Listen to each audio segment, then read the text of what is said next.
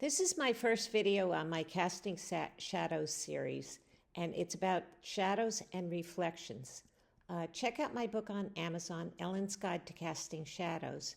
The Kindle is only $5. Here's an object on a reflecting surface like water. The incident light ray from the object goes down to the reflecting surface and then bounces back as the reflecting ray, so that angle 1 is the same as angle 2.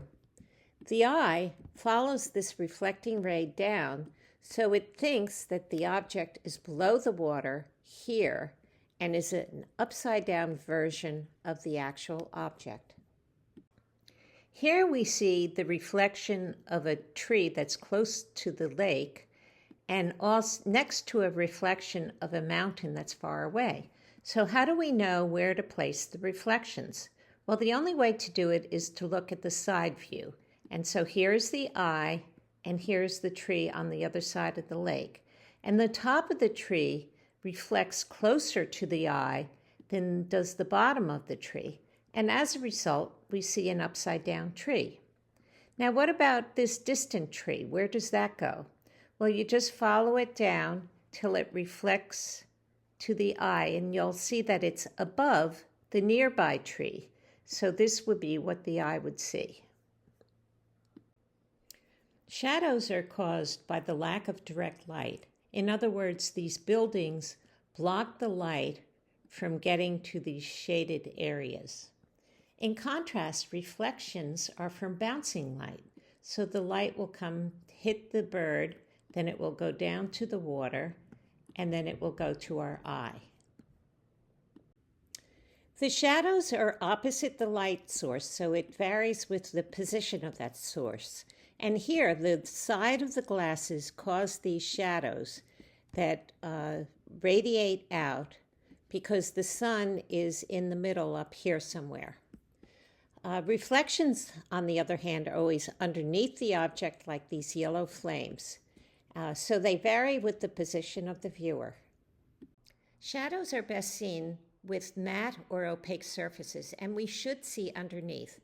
Here we see a shadow on tile, and when I remove the tile, it looks less like a shadow. Reflections, on the other hand, are on shiny surfaces that are either opaque or translucent, and we do not see underneath. So, for example, with this water, we see the reflection, but we can't see under the water. Shadows are darkest near the casting surface, like this wheel shadow, and then gets lighter as it moves away from the object. The gradation from light to dark in either direction makes this surface look horizontal. In contrast, when we don't vary the values, the shadow is less convincing and the surface looks more vertical. Reflections, in contrast, mirror the values of the object, like these dark pine cones are dark in the reflection. Shadows tend to have colors complementary to the light, and since light is usually yellow or orange, shadows tend to have some blue or violet in them, especially outdoors, where the blue sky sends blue light everywhere.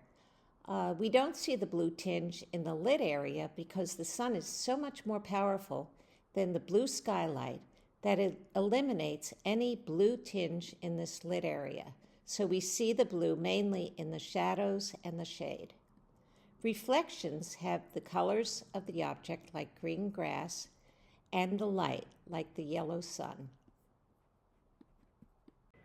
So how do the shapes and sizes of shadows and reflections differ? Shadows vary with the direction of the light, with perspective, and with the position of the viewer. Reflections, on the other hand, are upside-down versions of the subject. They're as long as the subject, and they always lie directly underneath the subject. Let's evaluate this picture. So in the first diagram, I connected the hands of the people to the shadows of their hands, and that gives us the light direction that goes to the sun. In the second diagram, I connected all the shadows together, and that gives us a shadow vanishing point on the horizon which is directly below the sun. Shadows help us understand the picture. So in my drawing here, this middle guy is touching the ground because he's touching his shadow. This one is in the air because he's not touching his shadow. We probably wouldn't really appreciate that difference if it weren't for the shadows. And this shadow, well, he has a mind of his own. There are several situations when we see both shadows and reflections. In a swimming pool, we'll see the shadow on the bottom of the pool, and we'll see little reflections on top from the person and the float. Another is wet sand, where we see the shadow on the sand and it has a bluish tint, and we see the reflection from the thin layer of water on top of the sand, and it has a yellow tint. Shadows on water are best seen from a high viewpoint, like these shadows of the buildings. The water is green because it's a mix of blue skylight and the evening yellow sun. The shadows are tinted blue because they don't receive any yellow from the sun. The line between the light and the shadow is indistinct when we're on the beach. So this picture here is likely Photoshopped because a shadow, if we saw it at all, certainly wouldn't be this distinct with sharp edges. We also see both shadows and reflections when there's silt on the water. So this shadow is on top of the water and it has a blue-gray color, whereas the reflection underneath the bird is more yellow.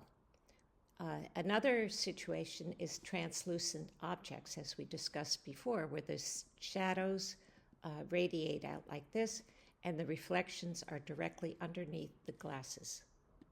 We also see both shadows and reflections on semi-glossy surfaces.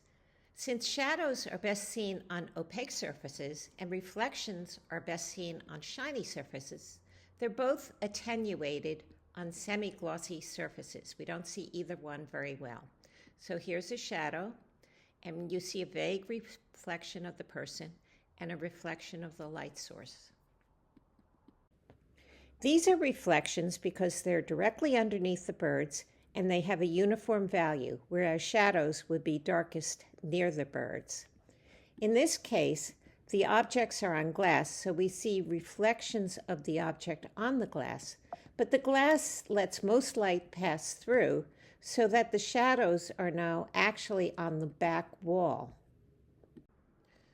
Vertical lines like these white window panes are usually reflected well since they follow the line of the reflected light that comes to our eye. But we don't see the reflections of the horizontal window panes. This is a summary of the characteristics of shadows and reflections, and I'll let you read this on your own. My next video is about the basics of shadow casting.